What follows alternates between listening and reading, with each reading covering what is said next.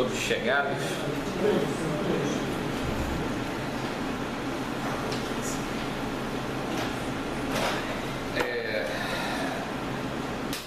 Bom, chegamos ao encontro número 8, onde conversaremos um pouquinho sobre um profeta Ageu, que é justamente o nome do meu pai.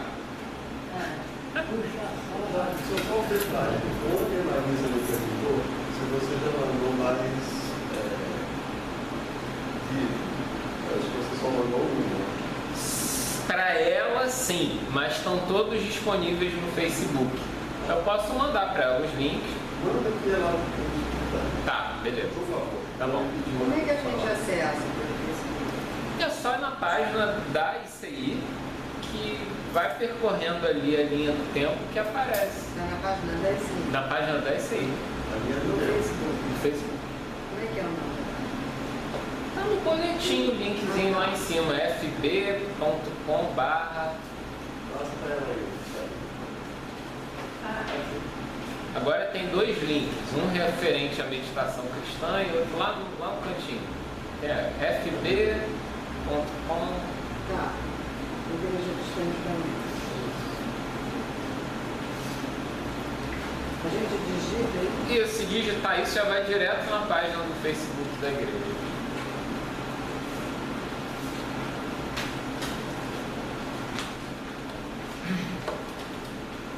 Bom, então independente, né, do nome do profeta ser o nome do meu pai, esse profeta sempre me causou muito problema. Nunca tive muita simpatia por ele, não. Não estou falando do meu pai, estou falando do profeta. Né? Que fique claro. Vamos ao extrato do livro do profeta Ageu. Te dar um salto no tempo agora. Na nossa história do povo hebreu, a gente já percorreu alguns momentos marcantes. Um deles foi a ameaça de invasão da Assíria, onde se gerou um medo em todo aquele povo, tanto do Reino do Norte como do Sul, por conta da destruição que o Império Assírio causava nas nações dominadas. Inclusive, nesse tempo do grande destaque do Império Assírio, o Reino do Norte foi destruído. O segundo momento foi a ascensão da Babilônia, que também empreendeu conquistas violentas, venceu o Império Assírio e expandiu as terras dominadas, chegando agora no Reino do Sul. Diferentemente do que a Assíria fez, que foi uma destruição, o Império Babilônico causou a destruição e ainda levou parte do povo exilado para a capital da Babilônia. Mas esse Império Babilônico, como a história vai se sucedendo, ele também sucumbiu e foi, vamos dizer, substituído, superado, né, no correr da história, pelo Império Persa, que foi o grande responsável por uma assustadora expansão dessas grandes potências militares e políticas da época. O Império Persa, nesse contexto, foi o que alcançou a maior extensão. Tanto que quem sucedeu o Império Persa foi o Império Macedônio grego, greco-macedônio, que basicamente manteve o mesmo tamanho do persa, só dividiu as terras de uma maneira um pouco diferente. E os persas se mantiveram no poder durante aproximadamente 200 anos, que em comparação com os anteriores, né, os babilônios e os assírios, foi uma duração maior, substancialmente maior. Então o nosso profeta Ageu, ele se encontra no tempo da dominação persa. E os persas tinham uma maneira de conquistar muito interessante, diferente dos anteriores. Cabe lembrar que durante a dominação babilônica, o templo de Jerusalém, aquele ícone da fé judaica, tinha ido a ruínas. o povo acabava vivendo um clima de desesperança muito grande, porque de alguma forma o Templo de Jerusalém manifestava a presença de Deus no meio do povo. Era uma forma, na cabeça daquela gente, de materialização da presença de Deus. E o templo destruído mostrava, por um lado, um Deus arruinado, uma fé arruinada, uma esperança liquidada. Então, o que nós observamos no tempo do profeta Ageu é essa virada para o Império Persa que, ao contrário dos anteriores, de certa forma respeitava pela utilidade as religiosidades dos povos dominados. Eles usavam as diversas manifestações religiosas desses povos como meios de exercício da dominação. E os templos acabavam sendo um canal muito eficaz para essa dominação. Percebam que logo no início da dominação persa, o registro bíblico menciona até o nome do imperador, Ciro, nenhuma menção às eleições, né? Nenhuma profecia, evidência aos tempos atuais, é só uma coincidência.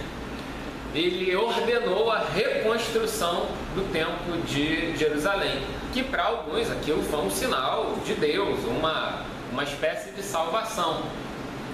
Uma forma de ler a história bíblica encontra em Ciro uma espécie de antecipação messiânica, como se Deus estivesse usando um estrangeiro como meio para exercício da sua ação e sua bondade e sua graça.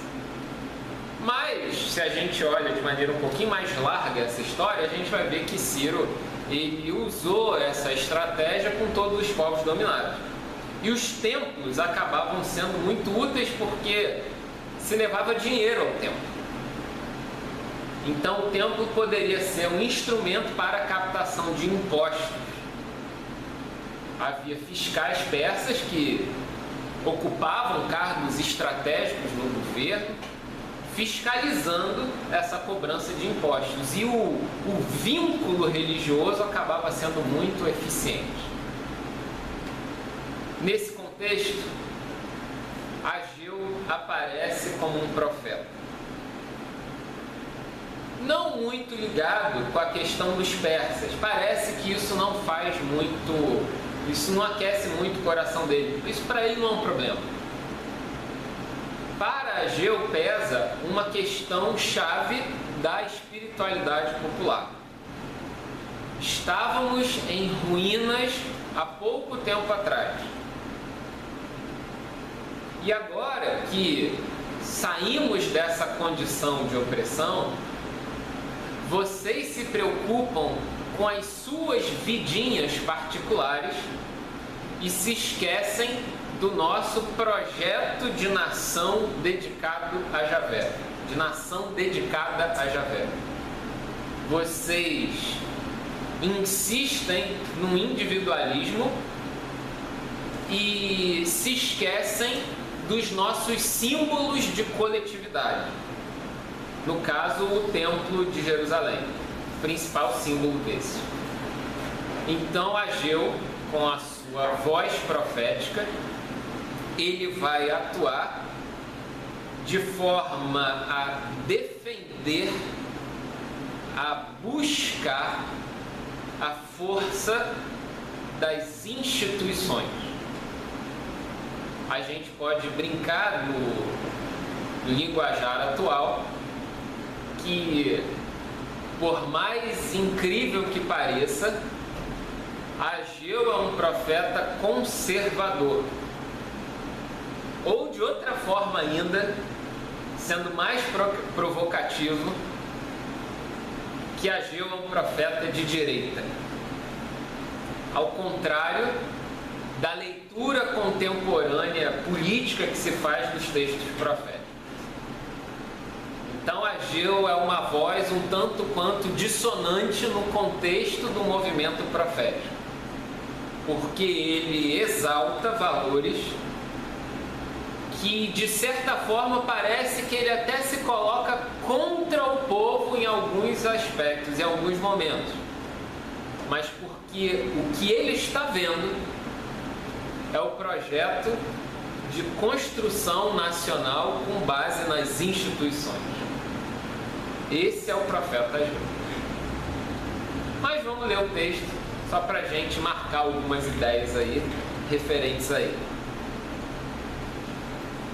Então, um texto, um extrato do capítulo 1 de Ageu.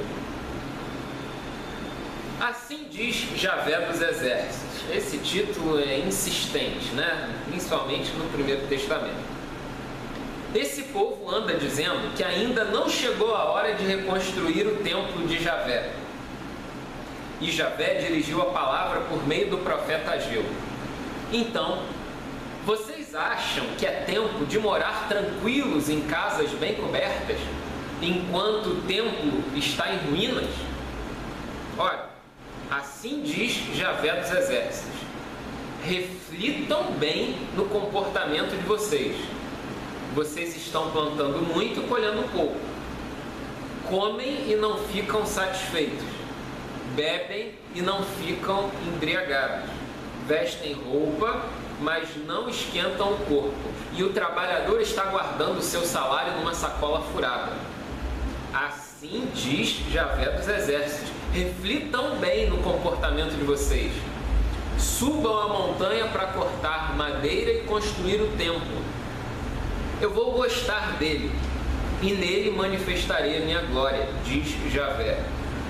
Vocês esperavam muito, era pouco o que vinha, e eu ainda soprava para longe o que vocês estavam recolhendo. Por que isso?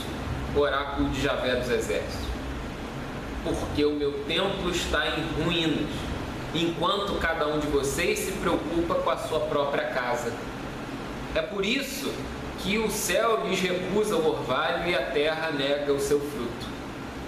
Eu mandei vir uma seca sobre a terra e os montes, sobre o trigo e o vinho, sobre o azeite e tudo o que a terra produz, sobre homens e animais, sobre todo o produto de suas mãos. Então parece que estava acontecendo alguma coisa de fato, uma espécie de escassez, uma espécie de seca, uma espécie de falta. E o profeta Ageu prontamente relaciona uma coisa com a outra, dizendo: olha, isso tem motivo. O individualismo de vocês, essa ânsia individualista na libertação, acabou fazendo com que vocês esquecessem o projeto coletivo manifestado no tempo. E olha o que está acontecendo. Tem mais lavoura, não tem mais animal. Vocês até bebem e nem conseguem se embriagar. Queria saber que raio de... O vinho já está tão ruim que... Eles são ineficazes no que fazem, né? Vestem roupa, mas continuam... Ganham salário, mas é como se botasse num saco furado. Isso foi imediatamente antes do estilo... Foi meio que contemporâneo, né? Passou-se um tempo e parece que a obra não estava rolando. O que deveria ser uma festa coletiva, nossa, vamos reconstruir o templo, que maravilha. Não, o pessoal saiu para cada um construir a sua casa e vida que segue. Esse negócio de templo fica para depois. Lógico que nesse momento a gente deve lembrar de outros profetas que fizeram uma radical crítica à reconstrução do templo, como por exemplo o terceiro Isaías, o último bloco do livro de Isaías, compreendido entre os capítulos 56 a 66, onde palavras como: vem cá, que tipo de templo vocês acham que podem fazer para eu morar? Eu não habito em templos feitos por mãos como as suas. E agora a gente vê um profeta que está estimulando a construção desse templo. Olha, o movimento profético, ele tem isso, ele não é uma voz uníssona. Ele tem nuances, percepções. Lembra do nosso primeiro encontro? Ele vê o que ninguém vê, ele toca o que ninguém toca, vê os escombros da realidade, revira aquele lixo amontoado. E Ageu é o profeta que vê esse aspecto do povo. Ele está colaborando com os invasores, de certa forma. Sim, indiretamente sim. Ele está fazendo tudo ao contrário. Ou assumindo que a questão da tomada dos persas, dessa subserviência aos persas, é um dado, é um fato inquestionável e imbatível, vamos dizer assim, insuperável. E o que temos por fazer diante da realidade? Talvez, aparentemente para Ageu, a saída é voltarmos à nossa estrutura e fazer bom uso dela. Reconstruir o bendito tempo. Reconstruir o Uma bendito. época de penúria, onde está faltando tudo, mas não tem importância, o tempo tão bonito lá em pé, é o que vale. É o que o olhar dele é o que nos cabe fazer. Mas ele acha que você construindo o templo, ele está agradando a Deus. Sim, Tá sem agradando dúvida, a Deus. sem dúvida. Ele não está pensando no que o Ciro vai ganhar. Exatamente. Ele não está pensando Exatamente. nisso. Ele está pensando, porque a gente aqui pensa, analisa, ele não está pensando nisso. Ele está pensando que o templo é importante. O templo é E que importante. o templo vai dar mais força para eles trabalharem mais, fazerem mais e conseguirem, mesmo pagando ao Ciro, a terem mais felicidade, porque vão estar felizes trabalhando para Deus. Em uma palavra, né, o profeta Ageu, ele está sendo um utilitarista.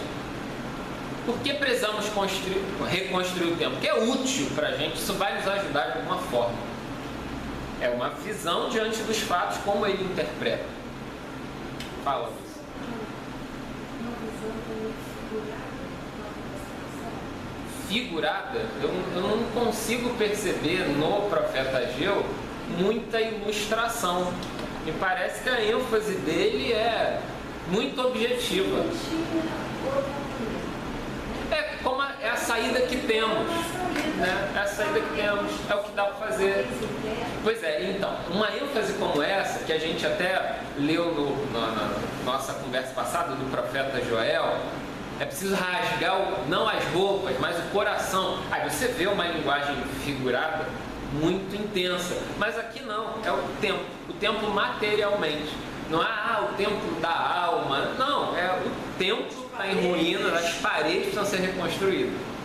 Lógico que figurativamente esse templo tem uma carga emocional muito grande, ele representa uma coesão. Mas a gente sabe todos os percalços que esse templo já causou na história do povo em termos de afastamento, de exclusão de uma, vamos dizer, de uma religiosidade mais popular, porque acabou se tornando uma espécie de redoma de uma religiosidade pura elitista que não cumpria a sua finalidade, que era a propagação efetiva do perdão de Deus.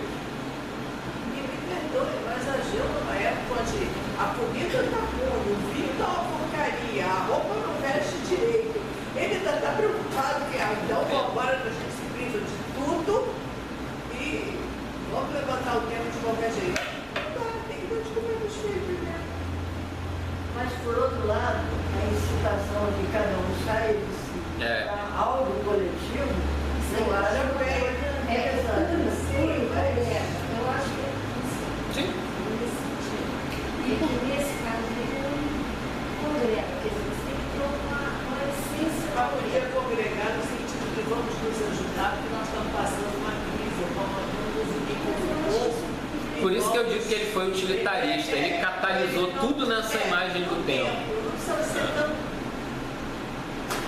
Será que eles não poderiam reconstruir o templo de uma maneira como aquilo estava errado? Por que eles não podem pensar em construir um templo não com aquela Pompa toda, né? com aquela segregação, com isso, e um templo mais comunitário, porque as pessoas juntas conseguem fazer uma Sim, coisa. exatamente. Porque a união E olha, Ângela, no meio do exílio na Babilônia, surgiu um movimento paralelo de substituição do templo que perdurou, na verdade, perdura até o nosso tempo de convívio comunitário dos judeus, que é a sinagoga. No exílio da Babilônia, os judeus se reinventaram. Na ausência do templo, propuseram uma instituição chamada sinagoga, onde ela não tinha por finalidade manter a tradição do templo de sacrifícios, mas manter o povo unido em torno do estudo e da reflexão da lei de Deus. Então já tinha algo acontecendo de maneira marginal. Agora, nada tinha força tão grande como a presença do templo. O templo era um símbolo nacional, era uma demonstração de força. Isso reconstruir o templo recolocaria a região ali de Jerusalém de novo no mapa, porque a terra era terra arrasada. E esses símbolos eram símbolos de dissuasão naquele contexto internacional. Olha o que eles já estão conseguindo fazer. Olha o Deus deles como é forte. Olha como esse povo é fiel.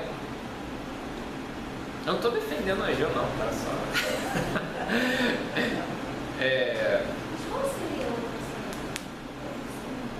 Poderia ser essa que a Ângela propôs, assumir uma marginalidade e fazer instâncias coletivas, plurais, populares e viver essa religiosidade para além do tempo. Não precisava ter aquele ouro sem a parafernália toda.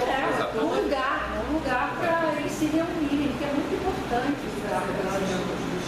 A gente sabe que um sempre dá força para o outro, um ajuda o outro, né?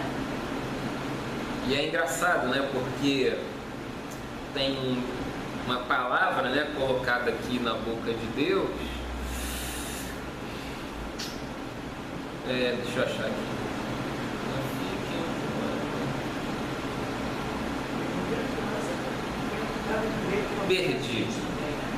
Perdi completamente agora. Bom, mas a gente vai ver outras parecidas aqui. Agora,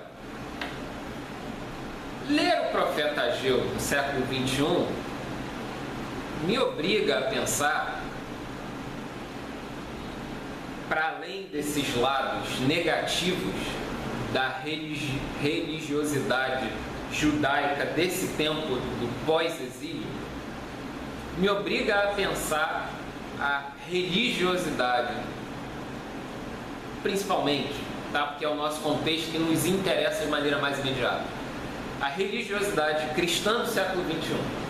Eu poderia pegar também, bebendo um pouco na linha do profeta Ageu, um pouco dessa questão de um conservadorismo institucional, a ênfase, por exemplo, da carta aos Hebreus, Segundo Testamento, Novo Testamento, e um livro que quase entrou na Bíblia. A minha mãe passou na beirada, mas não entrou, que era uma espécie de cartilha de apresentação da fé aos primeiros cristãos, chamada Didaquê.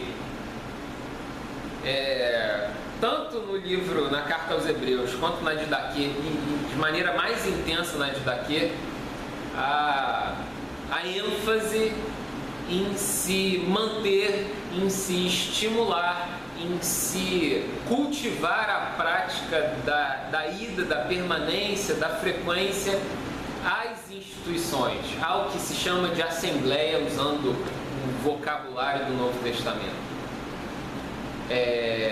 Por que eu estou dizendo isso? Porque nessa fúria profética, talvez uma das primeiras reações diante daquela constatação, daquela constatação que nos causa ira, né, daquele desajuste total que nos leva a algum tipo de ação, muitas vezes a reação é de abandono total. Isso aqui não está certo, eu abro mão, gratidão e vou viver minha vida. Inclusive, isso tem sido observado em uma grande parte da juventude cristã insatisfeita com as suas igrejas cristãs de origem. Isso aqui está ruim, eu não concordo, então tchau, beijo para quem fica. E simplesmente se dá as costas e vai embora. Ageu nos convida a conservar essas instâncias, por mais que todos os outros 11 profetas menores nos estimulem a criticar pesadamente essas instituições, mas um deles defende a conservação delas, como se ele estivesse dizendo o seguinte: no limite, olha, isso daí é tudo muito bonito, mas a gente precisa de algo que nos mantenha coeso, a gente precisa de algo forte que nos mantenha juntos. Não pode ser algo que nos mantenha juntos, tem que ser algo forte que nos mantenha juntos. A gente precisa de instituições fortes que nos mantenham coesos. Não abandonem as instituições como se elas não tivessem nenhum valor nessa revisão espiritual que a gente precisa fazer.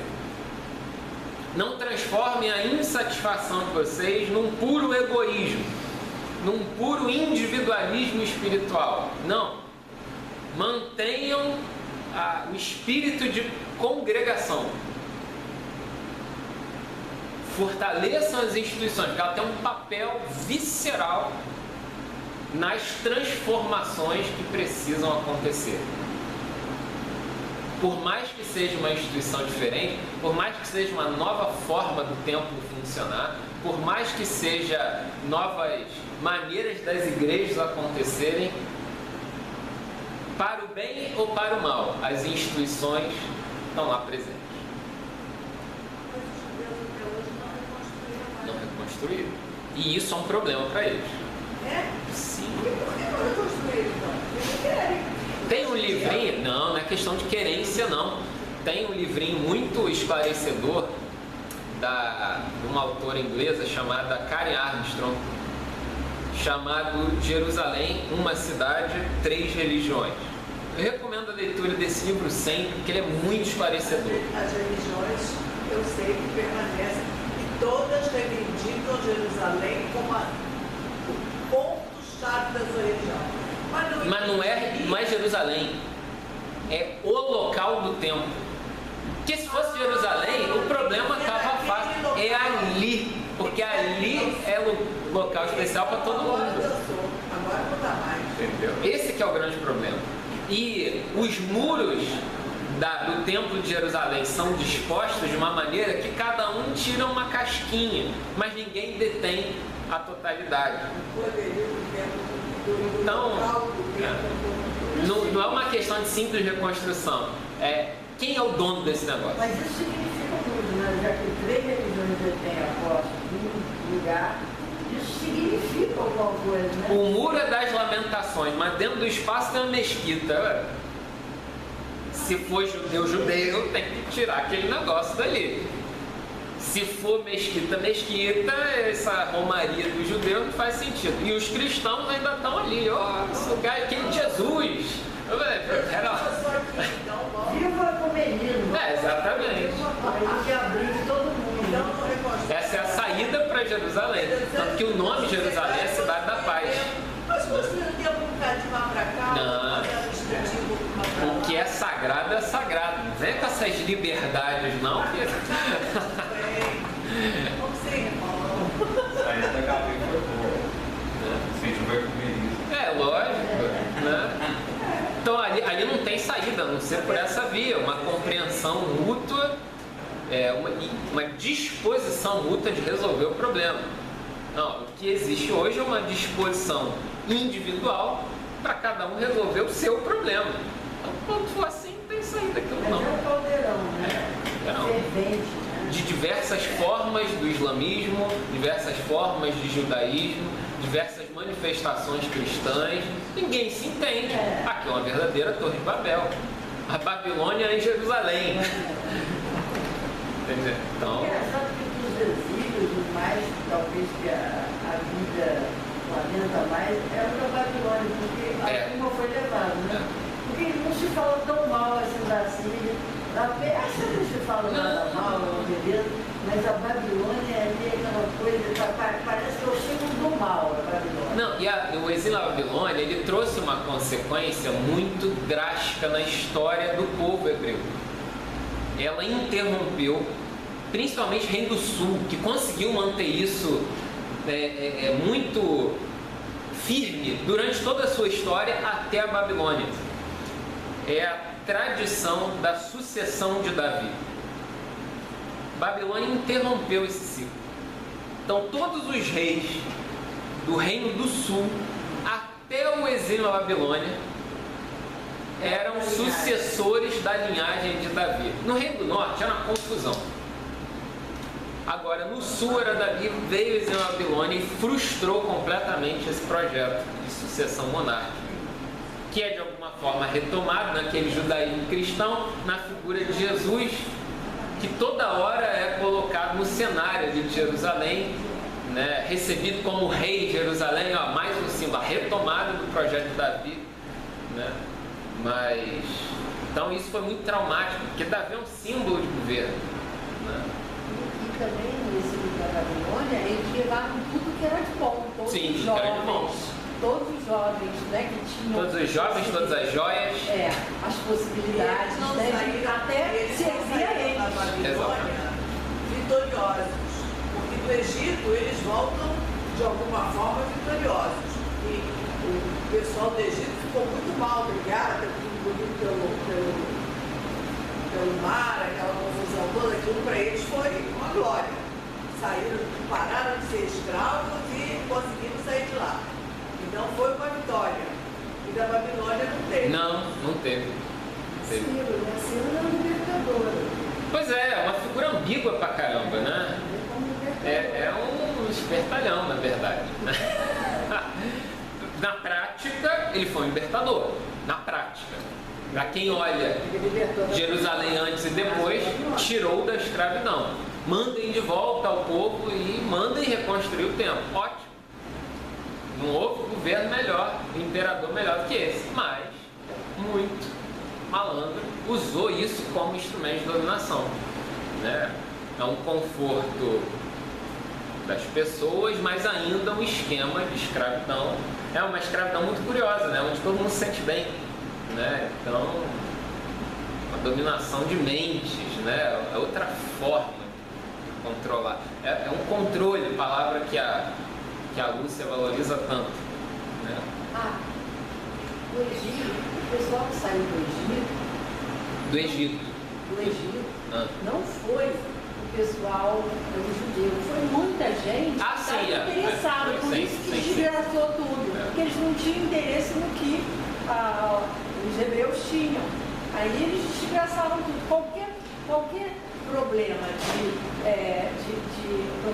desânimo, eles tomavam conta. Vai construir um museu, vai fazer isso, vai fazer aquilo. Levava sempre todo mundo para o mau caminho. As pessoas que saíram de lá que não tinham interesse em nada, se aproveitaram do movimento.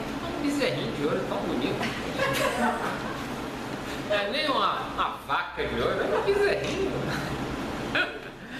Mas, os movimentos foram muito diferentes, né? Então, o povo, na sua origem lá da libertação do Egito, é uma coalizão popular. É árabe que entra no caminho do deserto, é o povo que sai do Egito, é gente da manifestação do Sinai, do Deus da montanha e tal. Aquela confusão, aquele caldo, aquela mistura desembocou no povo hebreu.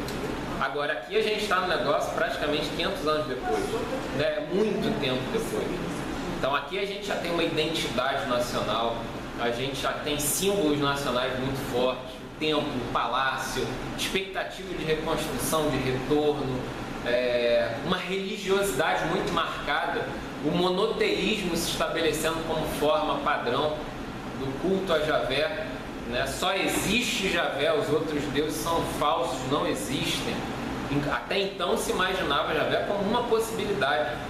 Agora não, Javé é o único, né? Então já tem uma coisa muito forte, muito identitária nesse momento ali do final dos anos 500, né, que conta de trás para frente, mas no final dos anos 500, ali século VI antes de Cristo.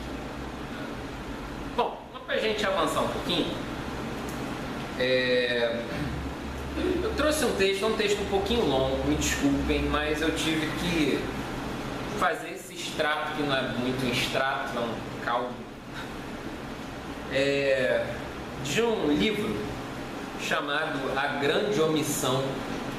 Um livro que foi publicado pela editora Mundo Cristão, que não é das editoras a mais libertária, mas é uma, durante algum tempo, procurou alguns materiais de referência, né? Procurou lançar alguns materiais de referência, e dentre os autores que na época ela editava, um deles era professor, pastor também, mas o que se destacava nele era a função de professor, Dallas Willard. Embora teólogo, ele era professor de filosofia, mas as suas palavras acabavam manifestando um tom pastoral muito intenso.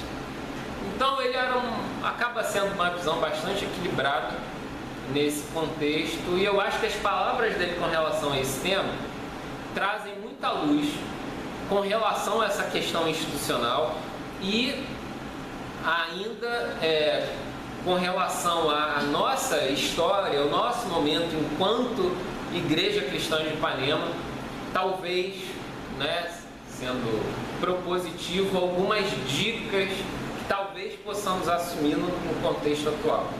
Ele já é falecido, né, ele deve ter uns 4 anos talvez que ele faleceu, mas ele basicamente deixou 3 obras que acabaram se tornando referência. Essa Grande Omissão, uma brincadeira com a Grande Comissão.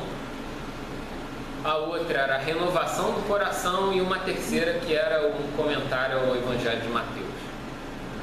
Bom, então vamos passando o teu texto e eventualmente a gente dá uma parada, porque ele é um pouquinho mais extenso, mas vamos percebendo as ideias, essas dicas que ele pode nos dar.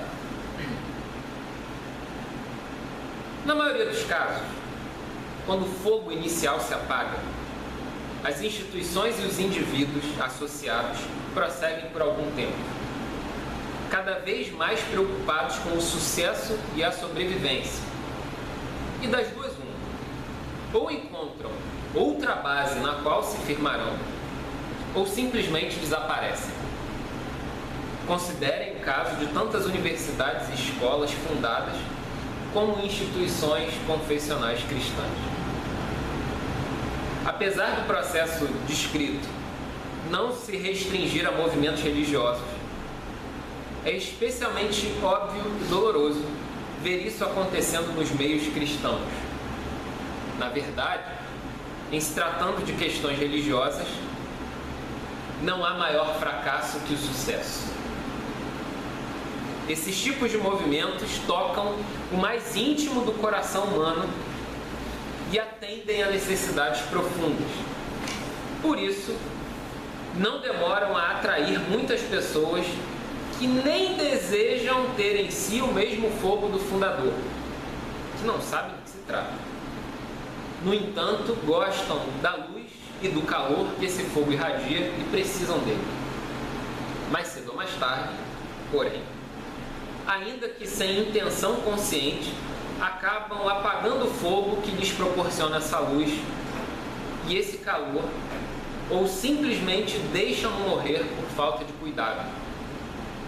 A organização pode continuar operando sob o mesmo nome, à custa de sua memória, mas por dentro não é mais a mesma, e seus efeitos também não são mais os mesmos.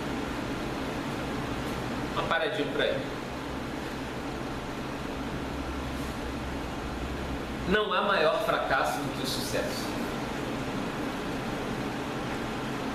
Não há maior fracasso do que tornar-se um templo.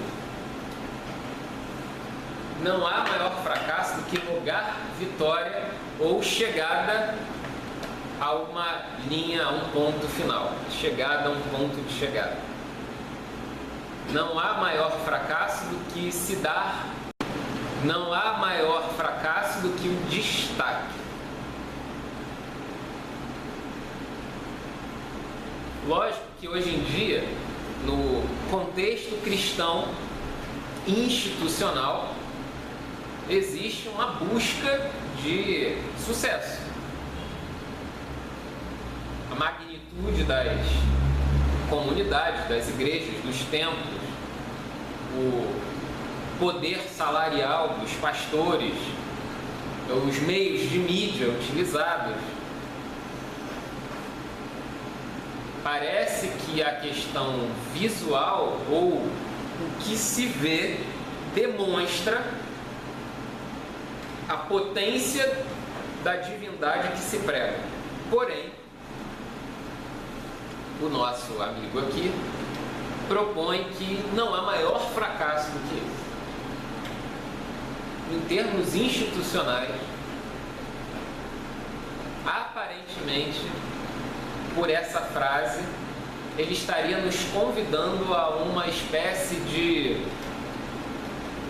transparência ou invisibilidade. Não perda de relevância, não fraqueza de atuação, mas inicialmente uma fuga das luzes. E para além disso, por conta de um sucesso que atrai,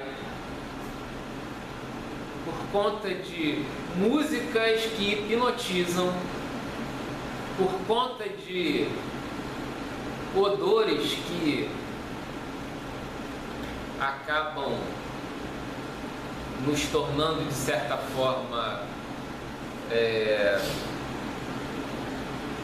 de raciocínio quase que paralisado, entorpecidos, essa é a palavra. Por conta dessas características luminosas, odoríficas e tudo mais, isso atrai.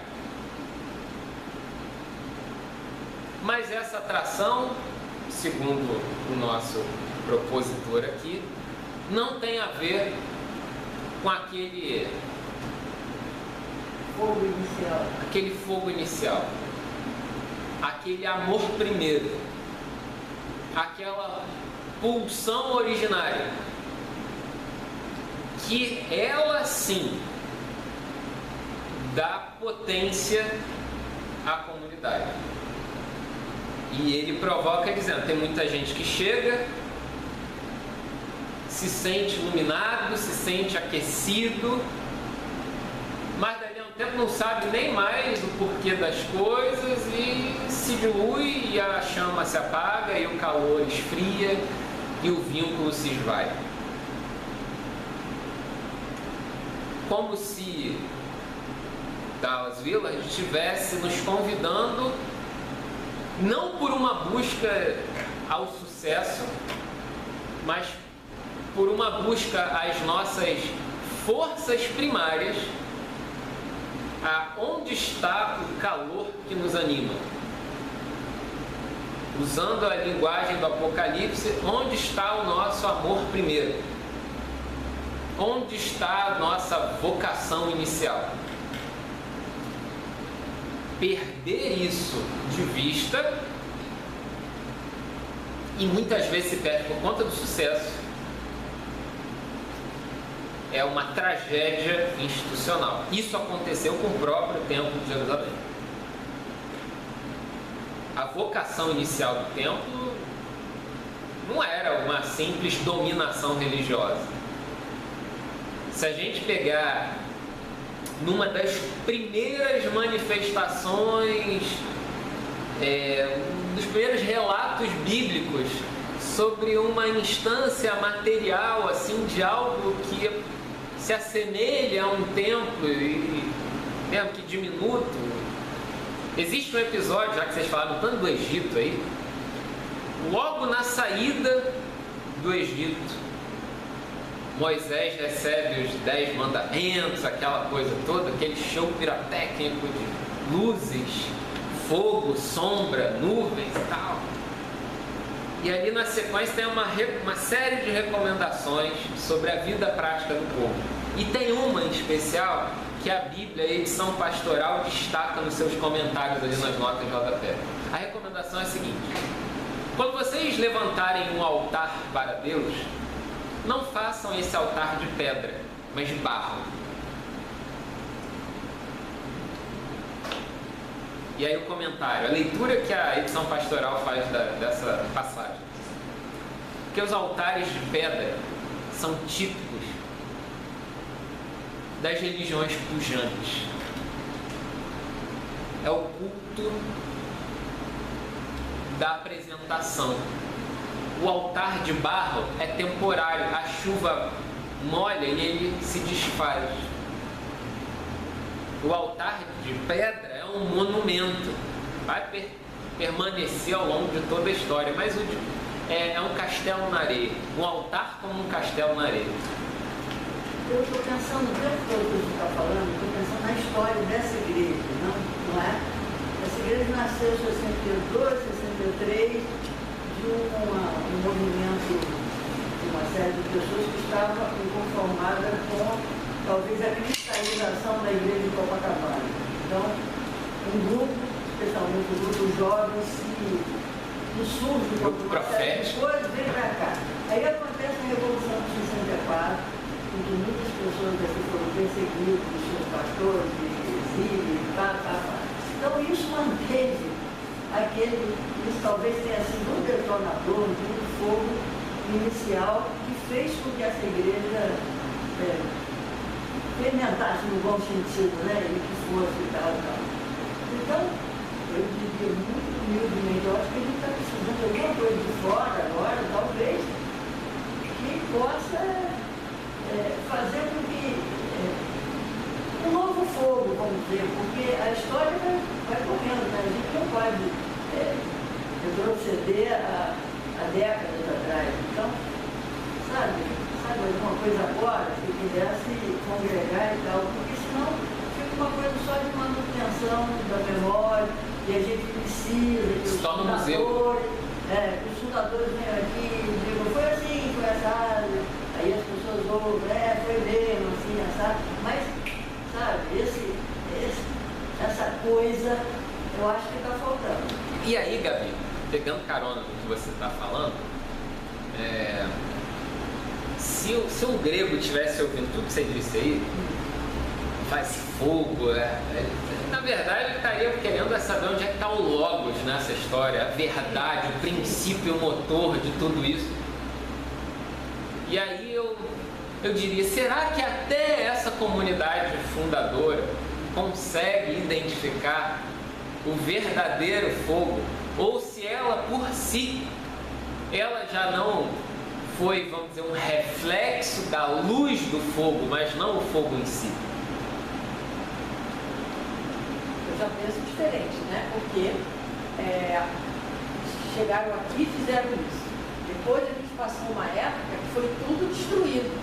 Quando Mozart saiu daqui, esquece, né?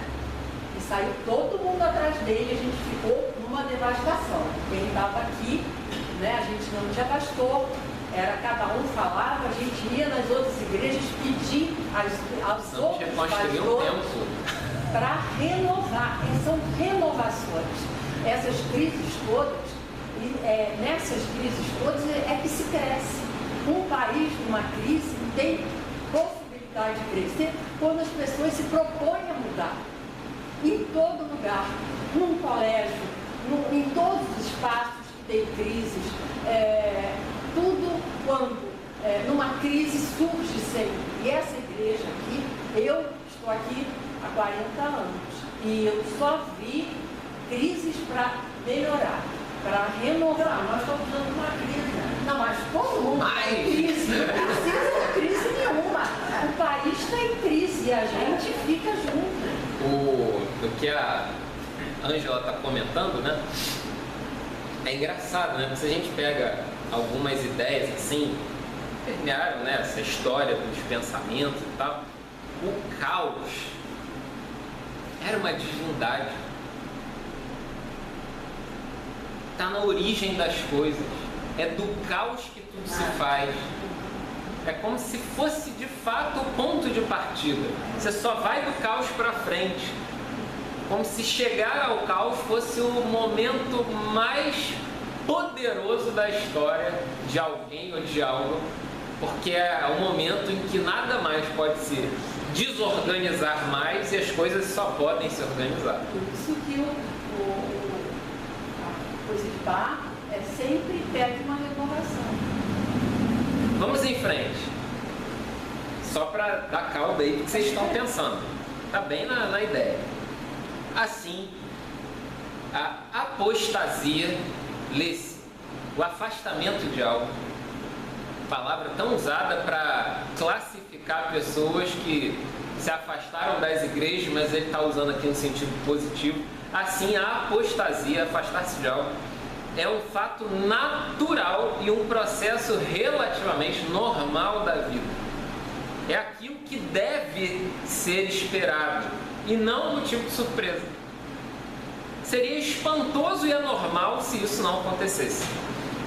Nunca se trata, fundamentalmente, de falta de convicção ou de doutrina correta, nem de decisão consciente. É uma mudança sutil de visão, de sentimento e vontade, da maneira como as pessoas veem as coisas e de como se sentem a respeito daquilo que estão fazendo. As mudanças em convicções e decisões conscientes são apenas o epicentro, ou seja, uma manifestação distante desse tremor da alma. Elas se encontram na superfície da vida. O centro está localizado nos lugares mais profundos da alma dos indivíduos envolvidos. Os tremores podem ocorrer enquanto essas grandes personalidades estão vivas.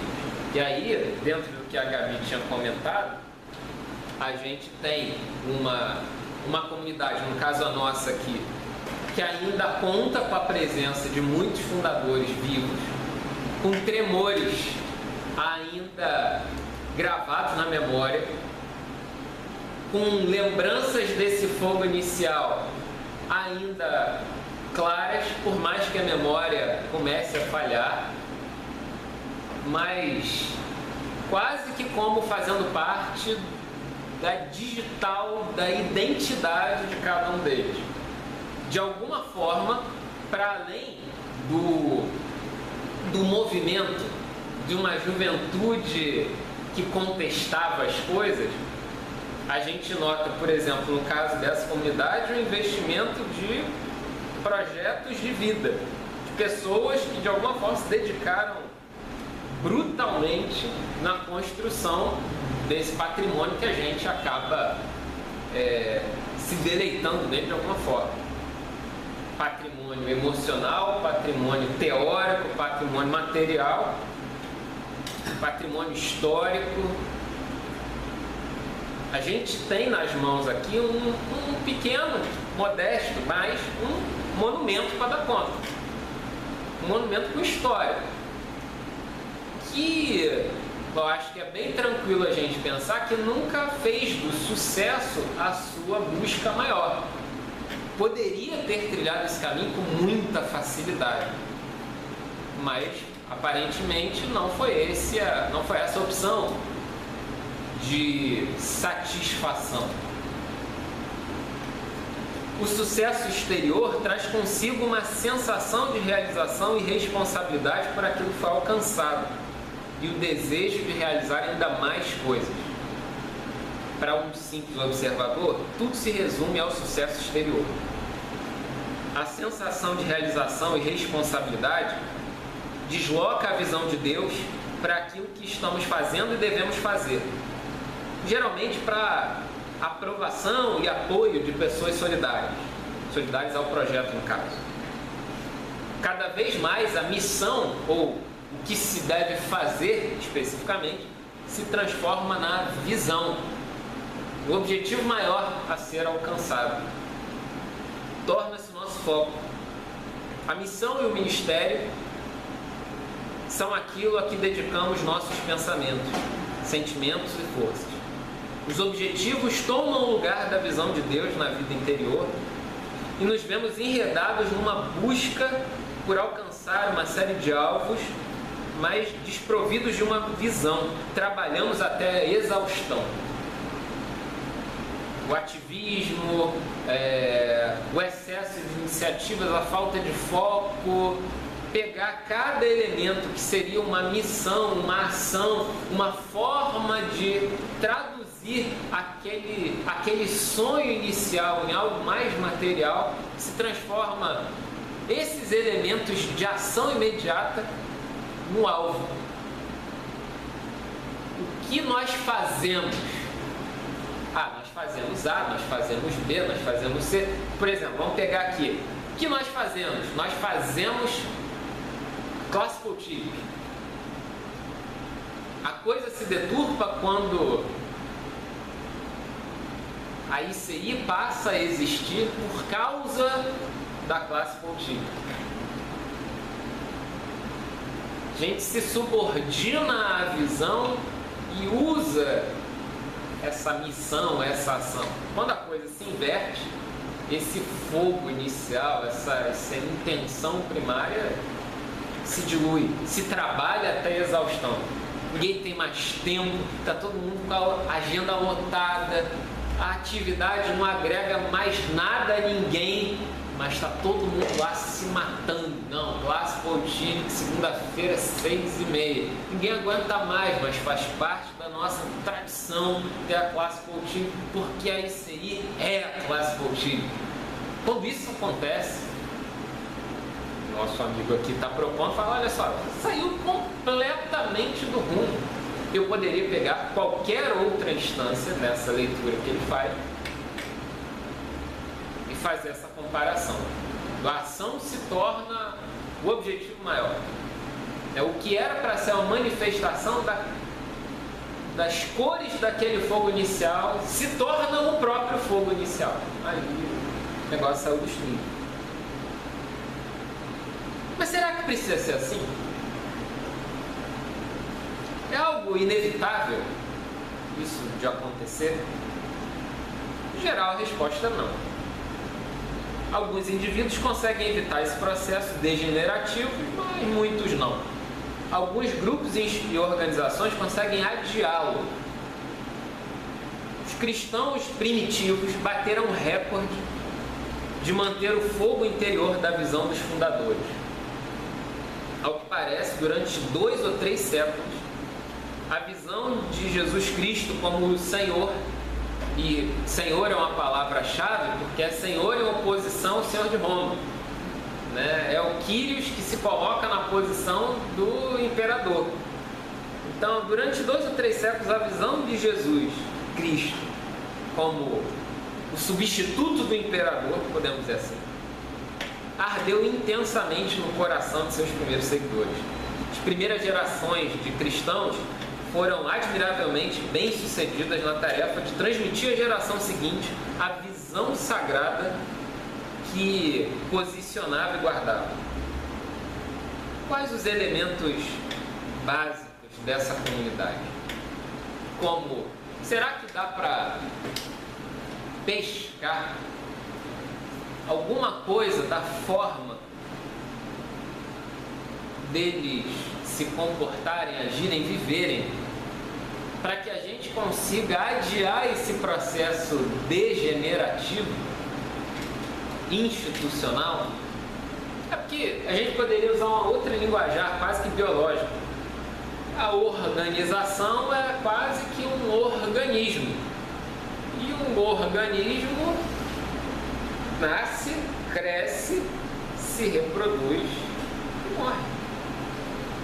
A gente não quer que o bichinho morra de jeito nenhum. Quando eu era criança, tinha um brinquedinho, meio-dia, e ocupava muito tempo das crianças. Provavelmente vocês viram isso ou nos filhos ou nos netos de vocês, dependendo da idade. Que era um monstrinho chamado Tamagotchi.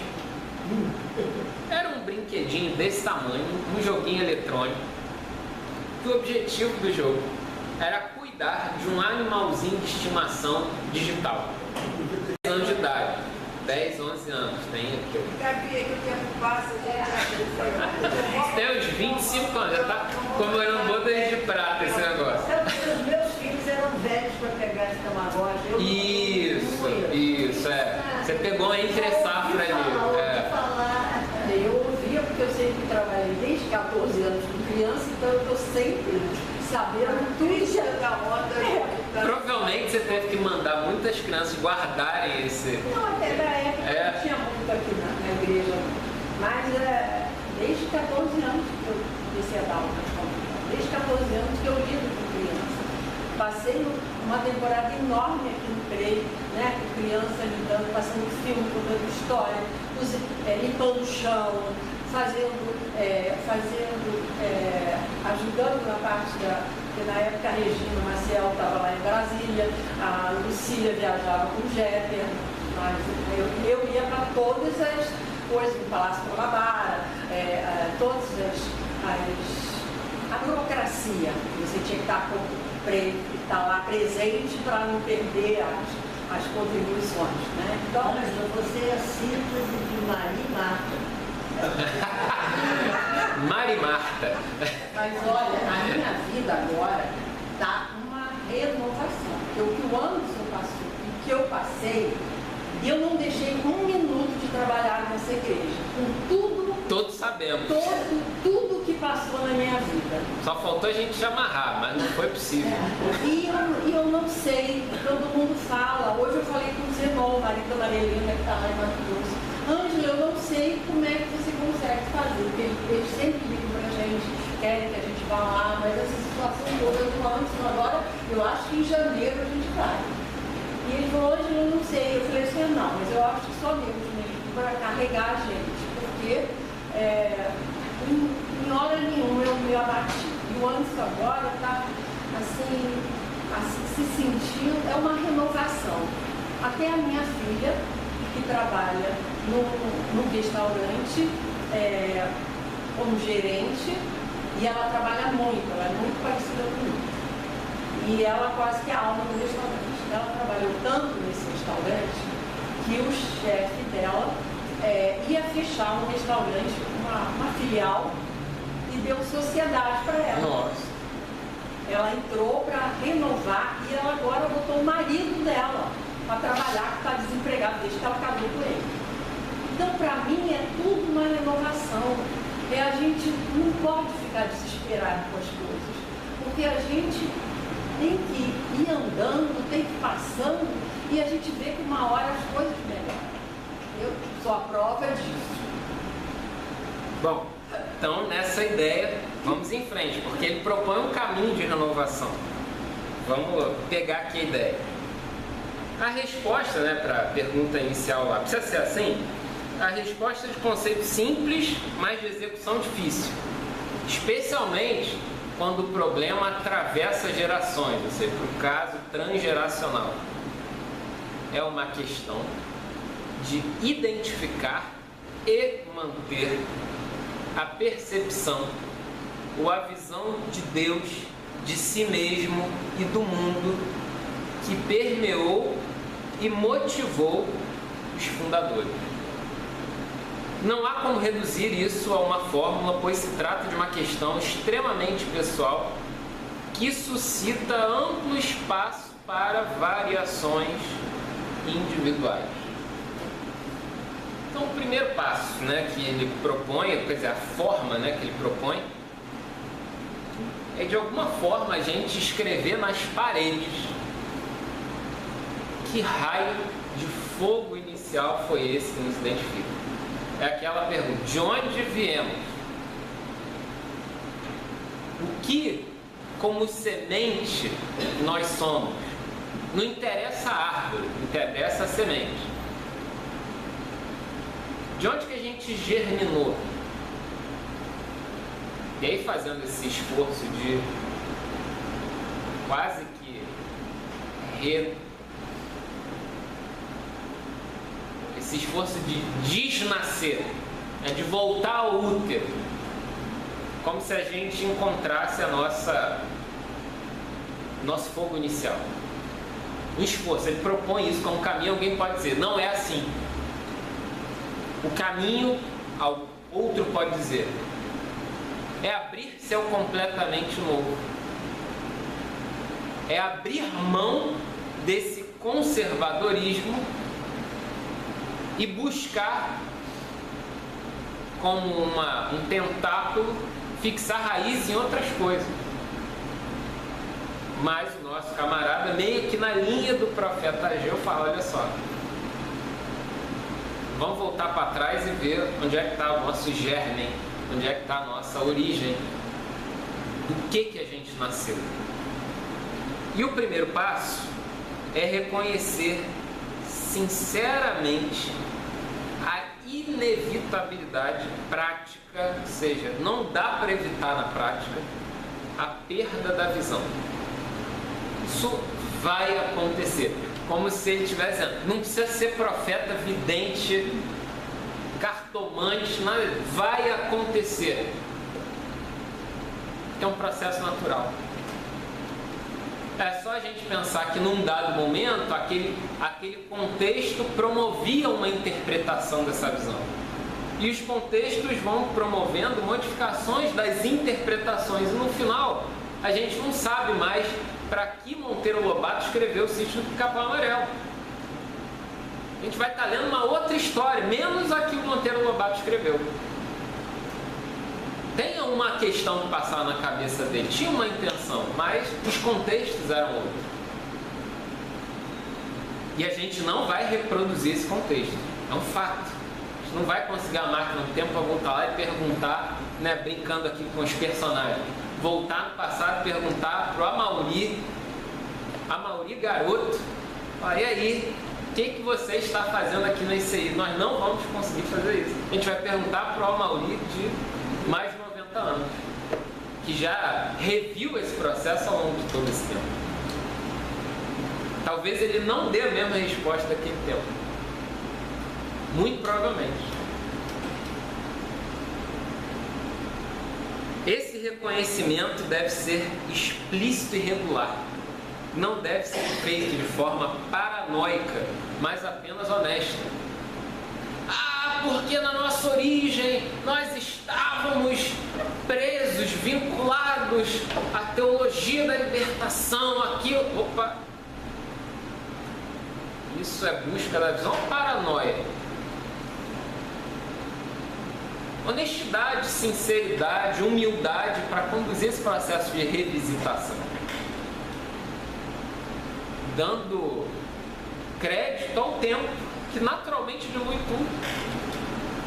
Não seremos o que fomos, mas talvez podemos nos encontrar com o que fomos um dia. É um encontro, é uma conversa, não é uma... Deixar de ser sementes daquela mesma fonte, daquela mesma árvore. Exatamente. Germinando agora, renascendo de certa forma, mas ainda, se ela é limão, ele tem que continuar dando limoeiro com esta... A ideia da árvore, Marcelo, você está estimulando a pensar, ela é engraçada, né? Porque vamos pensar no limoeiro aí, já que foi a árvore que você usou. Ela veio inevitavelmente de uma sementinha de uma muda. E no final, quando a árvore já está grandinha, quando talvez ela nem se lembre mais de onde que ela veio, mas o que a gente tem lá no final? Semente de limão. Ela não tem como abandonar essa origem dela. Em última, no limite, ela dá sementes de limão. Ela pode dizer assim, mas eu sou tão azeda, mas vai continuar sendo, porque é limão. Agora, não adianta querer ser outra coisa. Não. O cajueiro não pode dar jaca. Precisamos encontrar maneiras de manter a visão em nossa mente e na de nossos colaboradores sem nos tornarmos inconvenientes. A criatividade e o bom gosto existem para ser usados.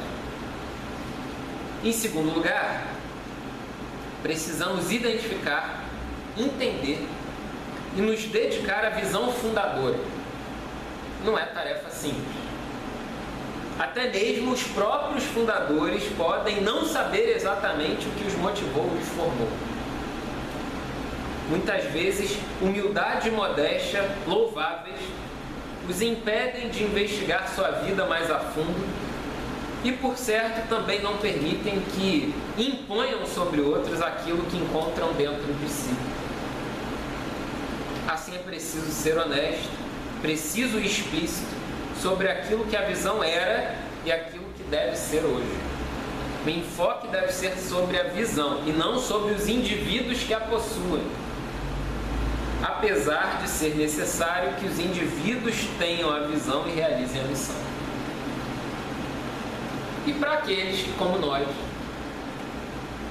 se preocupam com a geração seguinte ao redor deles e o seu envolvimento na visão, o chamado é para fazer dessas questões o tema de discussões sérias e extensas.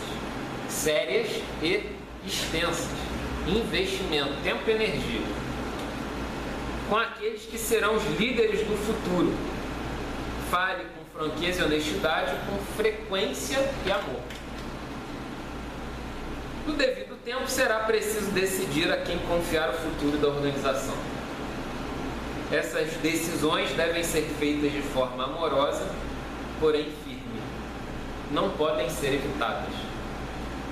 Cabe a nós que estamos aqui hoje, fazer os preparativos necessários pela prática e pelo ensino sensato e bíblico, por meio da palavra e do exemplo.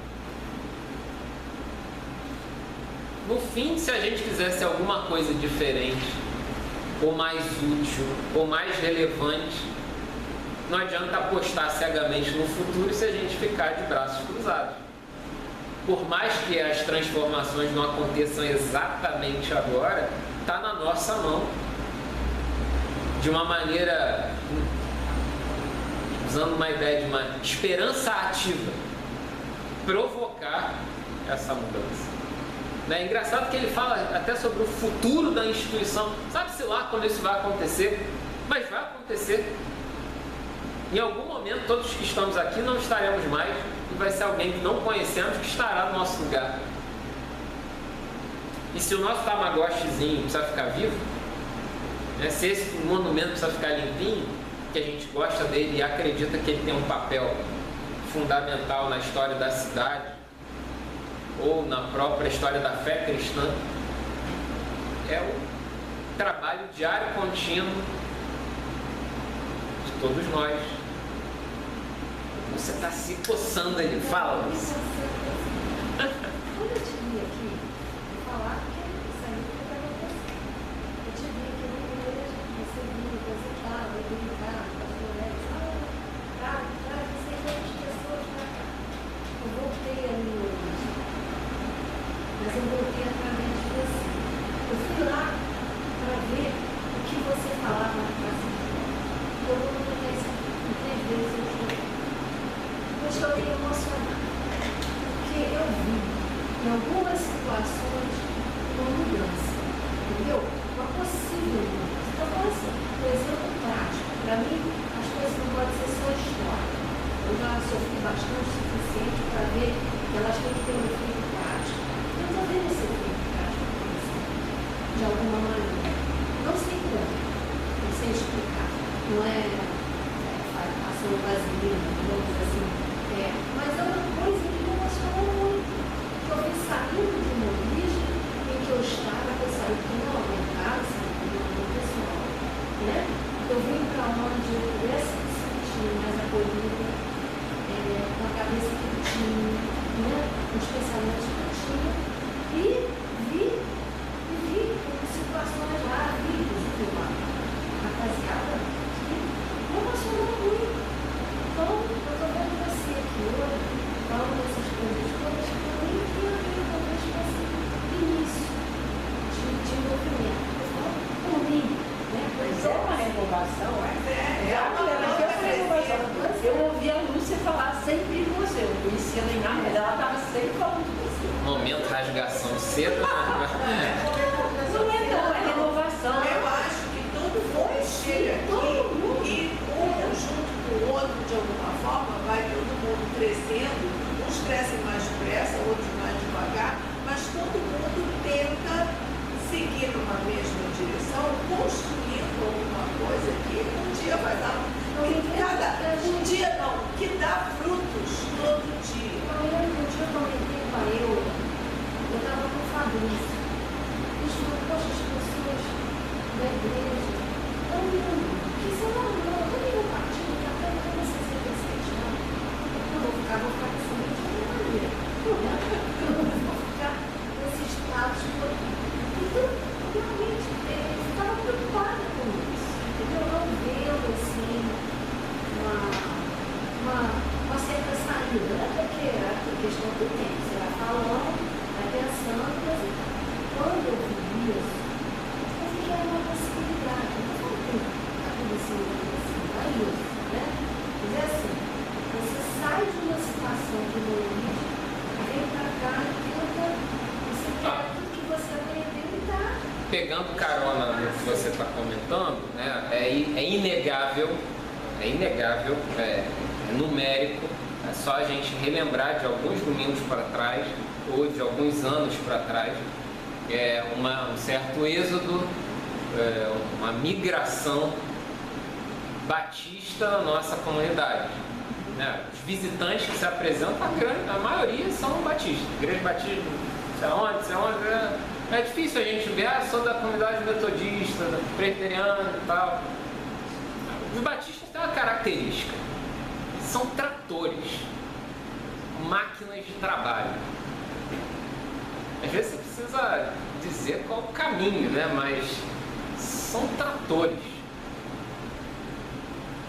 E é uma mão de obra disponível, que é preciso apresentar essa visão, o fogo inicial, a semente. É trabalhar para quê? Não é trabalhar por trabalhar, né? Durante toda a história, muito do trabalho batista foi um trabalho de uma determinada maneira. Vamos converter a humanidade. Mas existe uma potência de trabalho que precisa ser usada. E quais vão ser as ordens do chefe? Trabalhar para qual direção? Fazer o quê? Que tipo de visão diferente precisa ser adotada para que esse trabalho aconteça? Não adianta querer transformar a ICI numa nova comunidade batista, que aí é corromper a semente. Nunca fomos, não somos e nunca seremos uma comunidade batista. Por isso que os batistas vêm para cá. Mas daqui a pouco eles estão querendo dominar. Eu não duvido, conhece meu time de origem. As pessoas não percebem a renovação que teve no creio. Com o grupo Alfa e Beta, isso está caindo aos pedaços. Eles deram uma renovação nessa igreja, reformaram tudo, eles usam o nosso espaço como modelo do trabalho deles. Mas se não tivesse sido isso, eu não sei onde é que a gente ia parar. Sim. Porque estava tudo muito caindo aos pedaços. Entende? Então a gente tem que ver nas coisas que acontecem a renovação e continuar. E acreditar que existe renovação. É só a gente querer.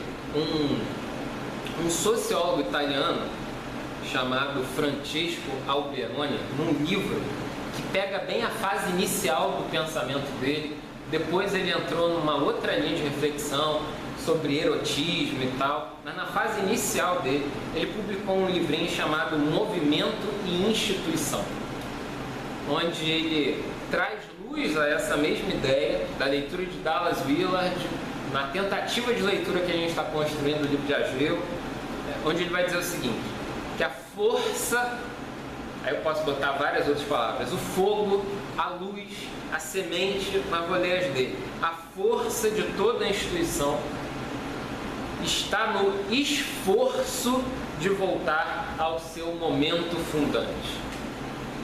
Não é nem o momento fundante em si, é no esforço de voltar ao momento fundante. A força no esforço, a força no trabalho, a força nessa busca. Como se a gente devesse algo à nossa história no mínimo um compromisso. Então é nessa busca pelo nosso momento fundante, ou pelo nosso amor primeiro, que está a nossa força. Como se ele não quiser mais saber quem ela foi, para o nosso amigo aqui, ela perdeu a sua força. Se ela quiser de maneira autônoma se desvincular do seu passado para ser uma coisa ou outra completamente diferente, ela perde a sua força. Pode até se transformar em outra coisa, que também pode ser forte, mas aí sim perde a sua força. Então, para além de todos os convites a modernismos e modas e sucessos e tal, um esforço do retorno. As pessoas estão muito preocupadas. Sabe por que está saindo gente? Você viu, o Fabrício era uma pessoa super integrada, ele adorava a nossa igreja. Ele entrou aqui e teve até sonhos que ele contou. Mas ele saiu daqui por quê? Uma questão de trabalho, não é porque ele estava infeliz, e ele levou muita felicidade com ele de poder ter participado daqui e problemas que ele tinha, eu acho que ele conseguiu resolver e foi para um lugar para ser feliz. As pessoas saem, eu não acho que ninguém sai daqui infeliz. Todo mundo sai daqui levando o nosso, não sei, alguma coisa que tem aqui, semente. Uma semente, porque não tem a história do semeador, a semente cai em vários terrenos, tem terrenos que ela progride, tem terrenos que a pessoa fica entusiasmada e depois a pessoa esquece aquilo, mas tem pessoas, são corações diferentes. Mas eu acho que quando a nossa igreja está assim, eu não acredito que as pessoas saiam daqui e não levem uma coisa muito boa daqui. Então, se todo mundo estivesse aqui, o mundo não estava melhor, porque as pessoas saem daqui para melhorar o mundo. Não, e nem adianta a gente reduzir a ideia de que o fulano, A, B ou C, saiu daqui. Não, ele continua aqui, sabe? Geograficamente distante, mas continua aqui. Basta ele ver que as conversas continuam quase do ponto onde pararam, no último ponto. Continua sendo isso aqui, nas suas pluriformes, nos seus alcances mais longínquos, mas continua sendo isso aqui. Para a gente fechar pelo avançar da hora, vou pegar uma palavrinha do próprio Ageu. O extrato do extrato desse finalzinho aí, que é um texto de Ageu 2, que diz o seguinte: mãos à obra, pois eu estou com vocês. O meu espírito estará com vocês. Não tenham medo. Daí a ideia, o convite, a reconstrução do templo, aquela coisa toda, versículos bem marcantes, que a glória dessa segunda casa vai ser maior do que a primeira, mas eu acho que esse, você espreme, não é esse o importante.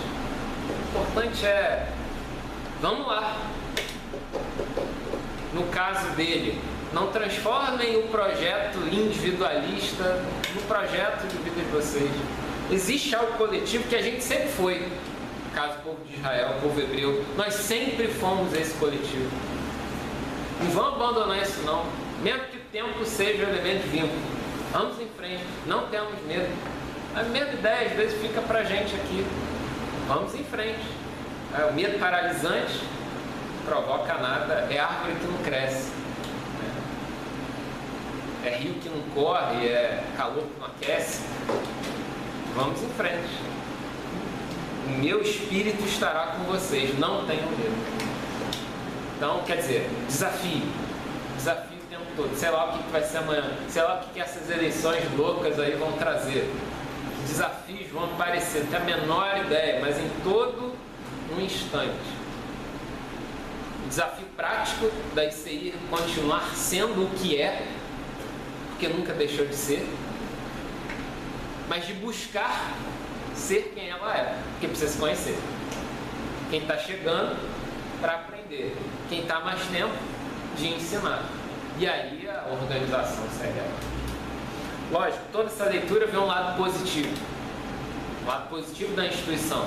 Existe o lado negativo, óbvio. Mas aí os outros 11 profetas se ocupam disso. Vamos pegar um para salvar o lado positivo da instituição. E seu problema com Ageu qual era? Porque ele é isso que vocês comentaram ao longo da nossa conversa aqui. No saldo, no limite, ele apostou que o tempo seria a saída de coalizão. Mas acho que o saldo nunca foi positivo com relação ao tempo. Ele acabou, de certa forma, talvez até ingênuo, se vendendo a esse projeto do templo, pensando o templo como templo mesmo. Templo casa. Diante daquela dificuldade, os outros profetas estavam gritando de outra forma. Mas assim, a gente tenta salvar o cara, né? Ele era bem intencionado, pelo menos. A gente acredita na igreja sem parede. Pois é, exatamente, né? É a comunidade anti-Ageu, né? Bom, então fechamos essa nossa conversa. Semana que vem continuamos com um contemporâneo de Ageu, que é o profeta Zacarias. Não é os Trapalhões, mas é o profeta bíblico, né? Zacarias, que é um livro extenso, mas eu vou tentar captar alguns pedacinhos ali da obra dele. Leiam em casa, vistam na leitura, porque é um texto com dois momentos bastante marcantes. Praticamente metade do livro é um Zacarias e a outra metade é outro Zacarias. Um pouco entrelaçado às vezes, mas são dois blocos. Mas tem umas questões legais ali pra gente pensar. Então é isso. 8 horas já. Tá?